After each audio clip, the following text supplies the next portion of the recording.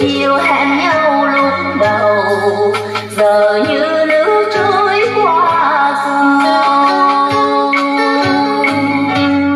Giá biệt bạn mộng ơi, hồi nay xa cách rồi, kỷ niệm mình phiền nhớ mãi.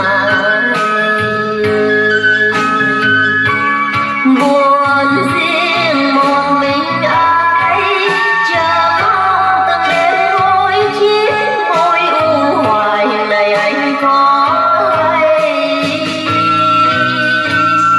Nếu ai đã từng nhặt hoa thấy buồn, cảm thông được nỗi vắng xa người thương.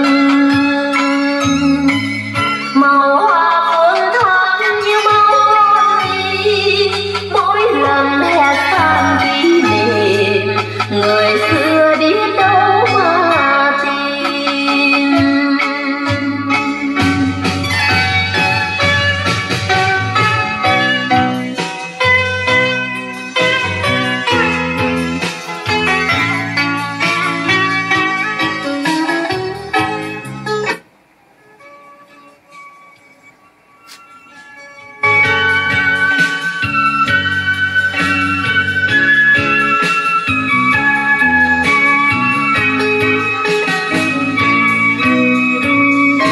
Mỗi năm đến hè lòng mang mơ buồn, 90 ngày qua trước chan tình.